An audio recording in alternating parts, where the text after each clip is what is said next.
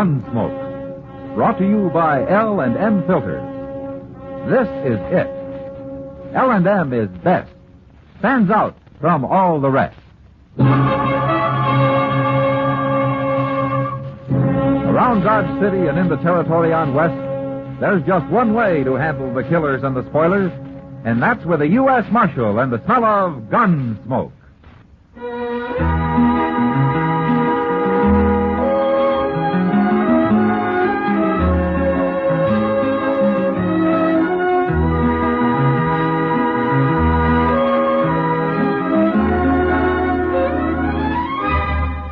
Gunsmoke, starring William Conrad. The transcribed story of the violence that moved west with young America. And the story of a man who moved with it. I'm that man. Matt Dillon, United States Marshal. The first man they look for and the last they want to meet. It's a chancy job, and it makes a man watchful. And a little lonely.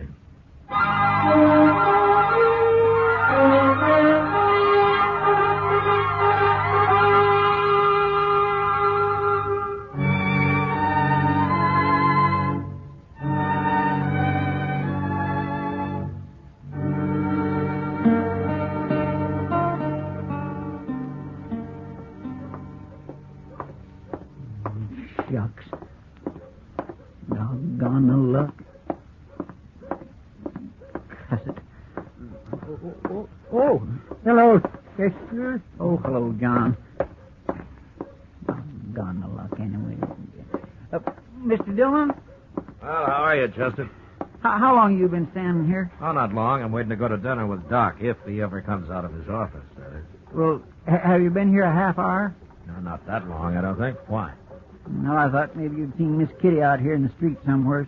No, I haven't seen her. She's got to be someplace. Well, I expect she is, Chester. Well, it's no place I know of. I can't find her. Did you try the Longhorn? Oh, no, sir. She's never in there before afternoon sometime. Oh, what about her room? That's where I was supposed to meet her, Mr. Dillon. But she ain't there, and nobody saw her. Nobody I talked to, anyway. Oh, she'll be around. Yeah, but it ain't like Miss Kitty not to be where she says she'll be. Now, don't get so worried, Chester. It can't be that important. Well, it's pretty important to me. Oh? Yes, sir. I got a date tonight with a little girl who worked over at the Alphagenza. What's that got to do with Kitty? Well, my only pair of good pants got busted, Mr. Dillon, and Miss Kitty was patching them up for me. She told me to come pick them up today just before noon. No wonder you're worried. Is this a new girl that you got, Chester? Yes, sir. Well, she's new to me. Little southern gal with a mouthful of honey, Mr. Dillon. Honey, huh? Mm-hmm. Well, that makes good bait for old bears like you. Oh, Mr. Dillon, I ain't no bear. Not really. Hello, Matt. Yeah, hello, Doc. Doc, how are you? Oh, I hope I haven't kept you waiting too long, Matt. Well, that's okay, Doc. Now I won't have to worry if I'm the one that's late next time. Huh? I'm not the one that's late. Oh, you're not? No. Kitty is. Kitty.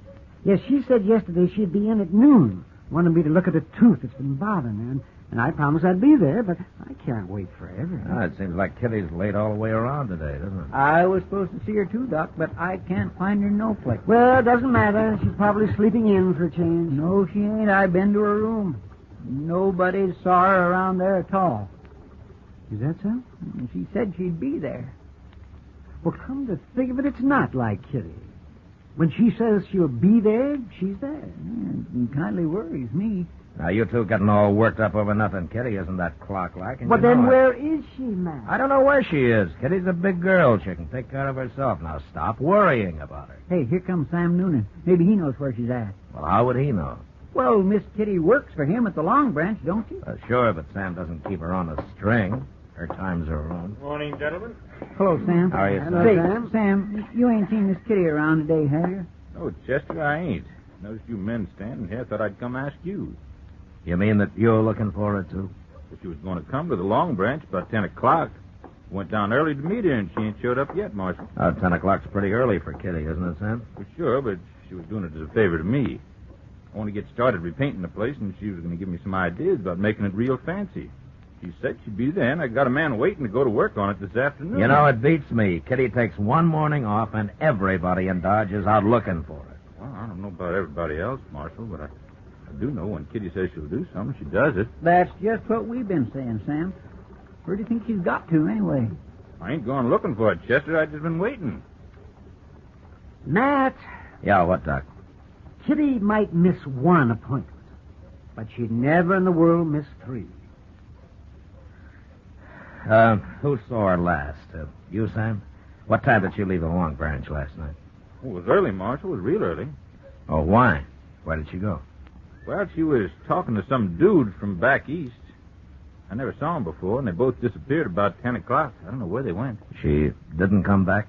That's the last I seen of her. Yeah. Who is this dude? Do you know his name? No, I don't. He was a tall, thin fella in fancy clothes. That's all I know. I don't trust them dudes and never did. Well, maybe we better find him and talk to him. Well, where are we going to find him? The Dodge House, Chester. A man like that wouldn't stop any place else.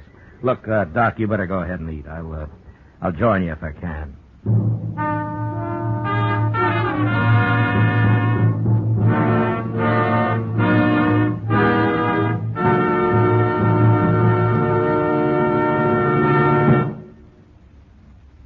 We hope you're having a wonderful Christmas, that the holly and mistletoe look brighter than ever, that you're enjoying your gifts and the fun that goes with them.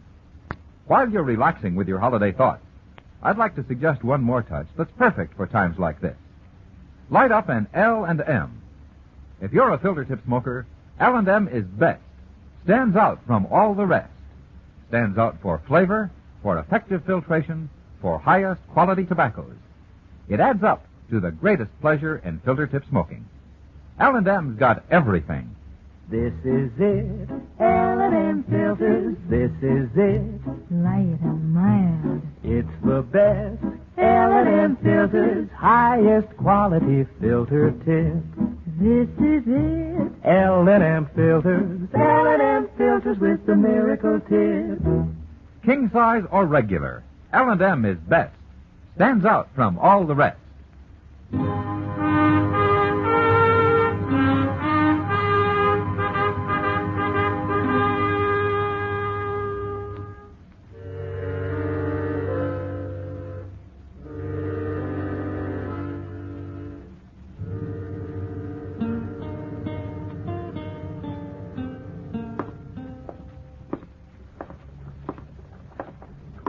Hey, maybe this fella got her outside and knocked her in the head and robbed her, Mr. Dillon. Kitty doesn't carry money on her, Chester.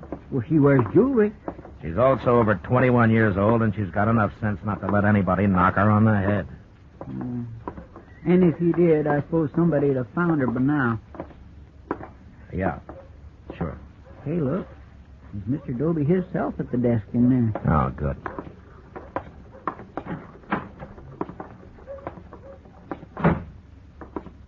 Well, hello, Marshal. Chester. Oh, Mr. Doby. Are you, Dobie?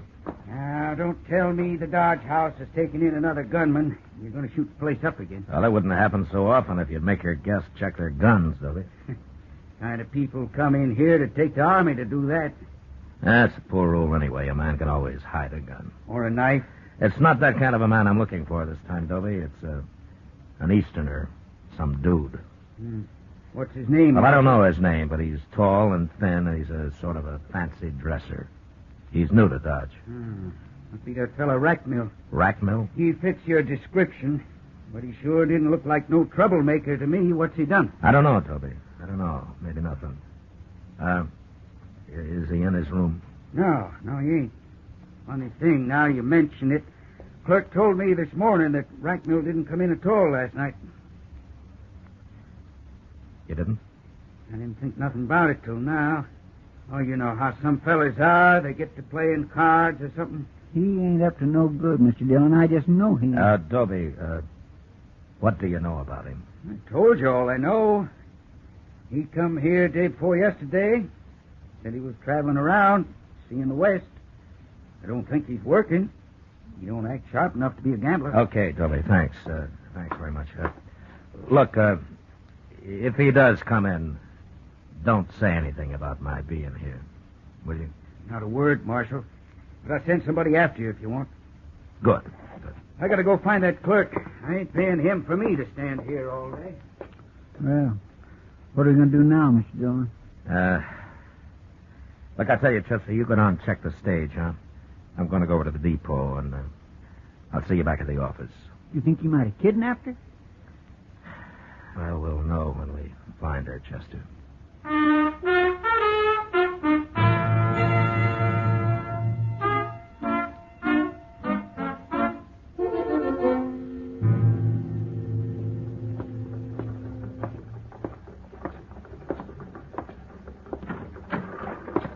Did you find anything, Chester? Oh, hello, Doc. Oh, hello, Matt. Nobody ain't seen him at the stage office, Mr. Dillon. There's only one stage out today, and that left this morning, and they wasn't on it. Yeah. Well, I didn't think there would be. What about the train? Did they leave on that? Well, they remember Racknell when he came in the other day, but he hasn't bought any ticket to leave. Then he must be somewhere in Dodge, Matt. I stopped by Miss Kitty's room on my way back, Mr. Dillon. She ain't been in yet. You know, they tell me back in New York, some policemen do nothing but look for people that are missing. That's how many disappear all the time. Do they find them, Doc? Sometimes, yes, of course. They always check the city morgue first. Oh, that's where they find a lot of People that got killed, you mean? them. Well, some just fall down and die on the streets. Heart seizure, something like that kind of hits them. But, of course, a lot of them are victims of murder or killing of one kind of, fights and things like that. Yeah, it must happen a lot. They got so many people living there. It does, but it can happen anywhere, Chester. Only in New York they're better organized to locate people that are missing and don't come home when they should. Always check the morgue first, huh? Yeah, that's the best place. It saves a lot of time and trouble. Hey, we ought to have a morgue here in Dodge. Oh, whatever. Oh, Jeff, we don't need one, but Dodge isn't big enough for a morgue. No, I guess it ain't. And besides, people don't come up missing here very often. Well, if you two well-wishers have got the morgue problem settled, I'd like to say something. Why, surely, Matt. Go ahead. If Kitty was in Dodge, we'd have heard from her by now. I'm presuming she's alive, of course, Doc, if that doesn't go too much against your theory. Oh, of course she is, man. Of course she's alive. I was telling Chester about things back east, that's all. And if she's left Dodge and she didn't go by stage or by train, then there's only one other way that she could have gone, isn't there? You mean she walked? That'd be about as likely as you walking somewhere, Chester. I don't know why I didn't think about it before. Let's go down to the stable.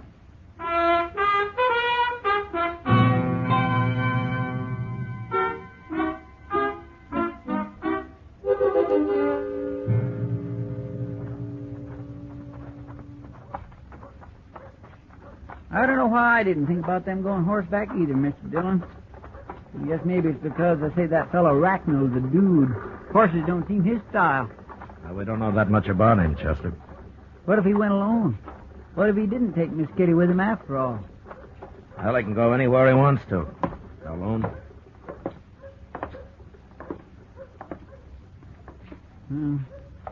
I don't see Moss Grimmick nowhere. Hey, Moss. Moss Grimmick. Hey. Here. Who's doing all that hollering? He's laying in that stall over there, Mr. Dillon. He's been sleeping. Yeah. Oh, it's you, Marshal. Chester, you woke me up. I'm sorry to bother you, Moss, but I got to talk to you. Trouble, Marshal? Well, I don't know. But if there is, maybe you can help me. Always willing to help, Marshal. Tell me, have you rented out any horses lately, Moss? Last night or today? No, I haven't. Business has been mighty slow all week, Marshal.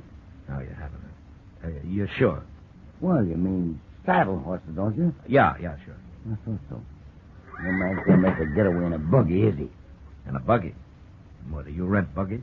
Not often, but I did last night. By golly, I'm glad you reminded me. He ain't brought it back yet. That fellow still got my buggy, Marshal. Who was it, Moss? Some stranger I never saw him before. Was he an Easterner? He ain't from around here, not in them clothes. Did he, have anybody with him? Yeah, he had a girl. She waited outside for him. I didn't pay no attention to her. It was a good moon last night, and they was going for a little drive. But I want my horse and buggy back, Marshal. You think they went and stole it? Tell me, Moss, did he say where they were going? He said something about Indian Spring. Asked me how far it was. I told him 20 miles. He figured that was too far, but Said maybe they drive down to Parkway. What'll I do, Marshal? Oh, what time was it when they took the buggy? 10 o'clock, maybe? No, there's nothing down toward Indian Spring I know of, Mr. Dillon. There's hardly even any ranches down there. They must have run into trouble of some kind. Maybe that's it, Marshal. I'll tell you. I didn't bother to mention it since they wasn't going far, but one of the iron rims is off the left wheel on that buggy. Could be they hit a rock and the wheel busted. Yeah, maybe. But it doesn't take all night and half a day to walk 20 miles. But don't worry about your buggy, Moss. We'll find it.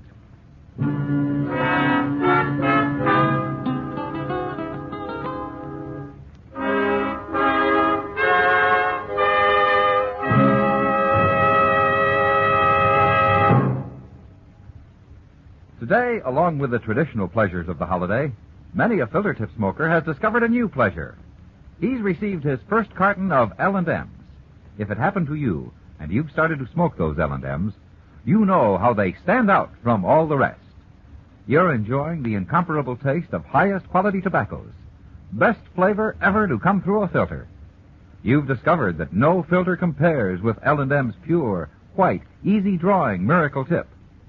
Yes, if someone gave you L&M's for Christmas, you've got the best, because L&M's got everything.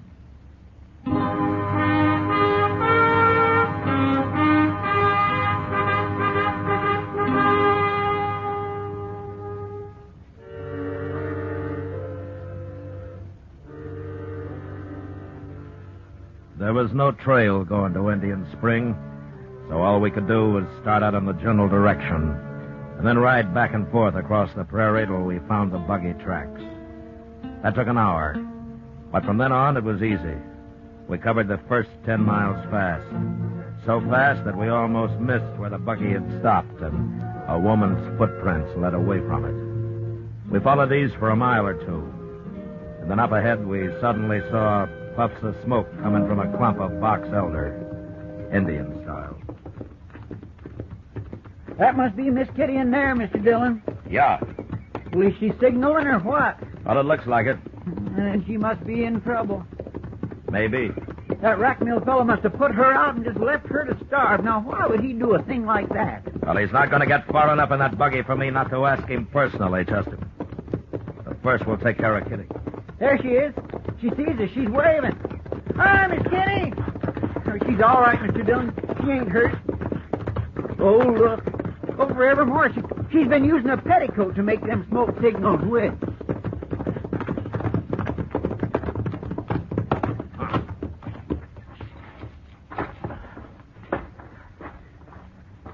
You see my smoke signal? How you found me? No, we tracked you, Miss Kitty. Sure is good to see you. What's the matter with your ankle, Kitty? Oh, no, I turned it. It's not that swollen. How'd you know? Well, I could tell by your tracks back there that you were favoring it. I never noticed that. Well, that's why I had to stop walking, Matt. I knew it'd get worse and I'd never make dodge on it. I figured I was better off here than out in the prairie where I couldn't even build a fire. Well, that was smart of you, Kitty. Look, you can ride on one of our horses back, and we'll go double, huh?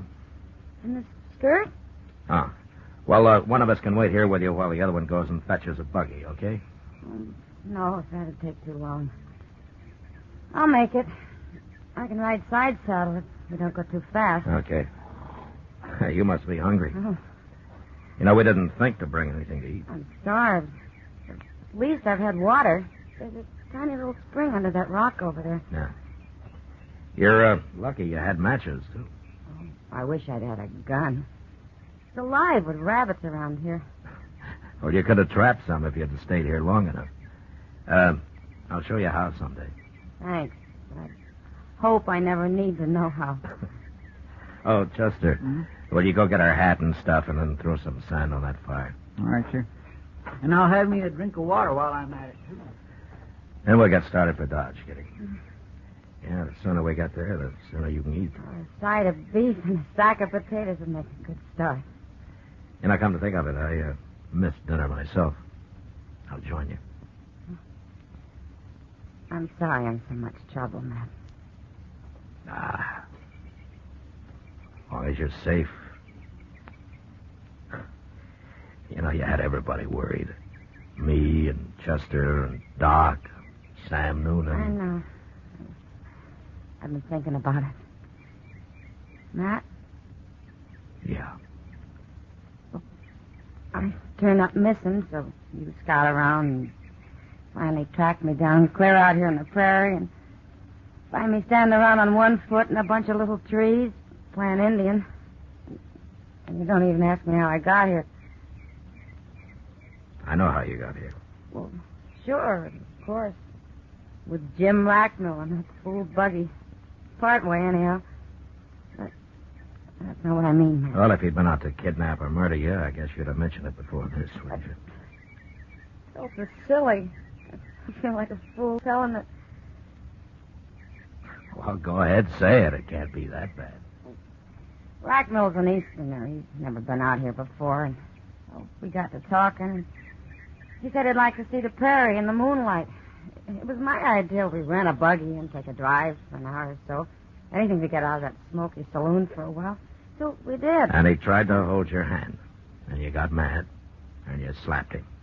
And you jumped down and you started walking. How'd you know that? I know you, Kitty. You know, sometimes you've got a terrible temper. Well, I paid for it this time. Honest, Matt, that's all he did. Tried to hold my hand. I believe it. You know, but you'd have been smarter if you just slapped him and let it go at that. You could have ridden back to Dodge in style. Why'd I have to act like a schoolgirl, Matt? I don't know, Kitty. Some people grow up slow. But I'll tell you one thing. It's a lot better than growing up too fast. Well, thanks for that anyway, Matt. Hey, look out yonder, Mr. Dillon. Look what's coming. What? It's Racknell in the buggy. I forgot all about him. Where in the world's he been all this time? Well, looks like we ain't going to have to run him down after all, don't it? Well, he didn't do anything, Chester. He tried to hold my hand. Well, he sure looks wild now. Now, listen, you two. You stay out of this. Leave Racknell to me. I'll handle him. Come on, Chester. Let's ease up those saddles, huh? Yes, sir. Miss Kitty. Miss Kitty, are you all right?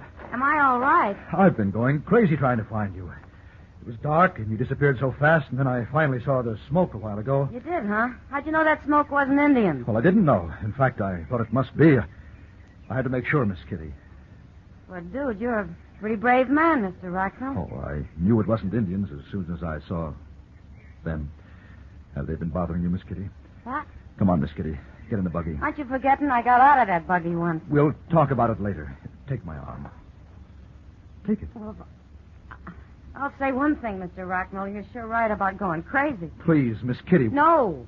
I like it here. I've been real comfortable. I'm going to stay. Learn how to trap rabbits. I may decide to live here, Mr. Racknell. No, you don't understand. Miss Kitty, we're all alone way out in the prairie.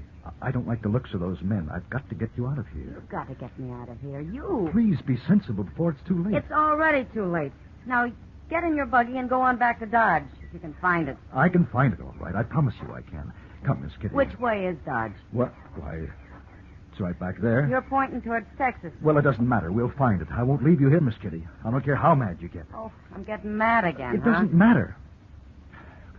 I don't blame you for last night. I apologize. I shouldn't have tried to hold your hand. I just lost myself for a moment, that's all. It won't happen again. I promise you. But I am not going to leave you here. Oh, I'm sorry, Mr. Racknell. I've been unfair. I do have a bad temper, you know. Yes, I know. And you're right about those two. They are a pretty tough-looking pair, aren't they? They're coming back. As a matter of fact, they do look more like desperados than lawmen. Lawmen? Mr. Racknell, this is Marshal Dillon of Dodge City, Kansas. Marshal Dillon? And that's Chester Proudfoot. How do you do? How do you do? It's okay, Racknell. We're not after you. I didn't know that she knew you. I mean, I thought you were strangers. No, we're not strangers. In fact, we rode out here to find Kitty. I've been trying to find her, too. All night and all day, I've been driving round. Now, wait a minute. You men aren't going to make all this my fault. I only did what any lady would do. Kitty, you do a lot better if you get something to eat. Eat? What are we standing around here for? Matt, will you and Chester ride along with us? Sure we will, Kitty. Mr. Racknell, when we get to Dodge, maybe you'll have supper with us. That's very kind of you, Miss Kitty. Good. Now, if you'll hold my hand, you can help me into the buggy.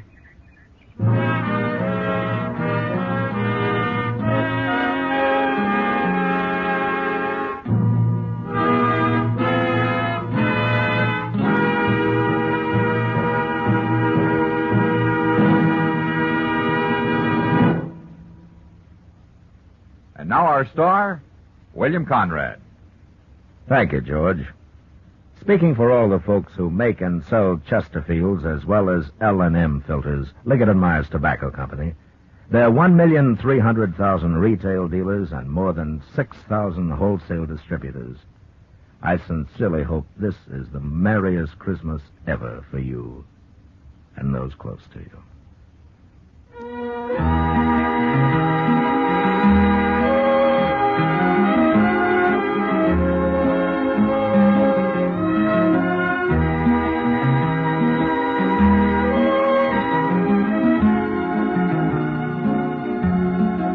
Gunsmoke, produced and transcribed under the direction of Norman MacDonald, stars William Conrad as Matt Dillon, U.S. Marshal. Our story was specially written for Gunsmoke by John Meston, with music composed and conducted by Rex Corey. Sound patterns by Tom Hanley and Ray Kemper. Featured in the cast were John Daner, James Nusser, Barney Phillips, and Vic Perrin. Parley Bear is Chester, Howard McNear is Doc, and Georgia Ellis is Kitty. Join us again next week as Matt Dillon, U.S. Marshal, fights to bring law and order out of the wild violence of the West in Gunsmoke.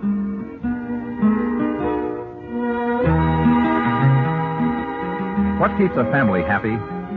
You'll agree if you look at the happiest families you know that it takes more than Dad's paying the bills. Mostly, it's doing things together. A family outing, a backyard barbecue, or games together in the evening. These are the precious moments of family life, the shared moments. Going to worship each week is another of the good things in life for the family to share. Enrich the lives of your family. Worship together.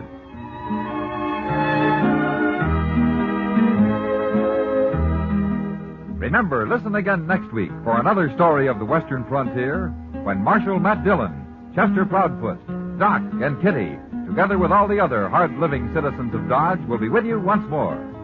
It's America growing west in the 1870s. It's drama. It's Gunsmoke. Brought to you by L&M Filters. This is the CBS Radio Network.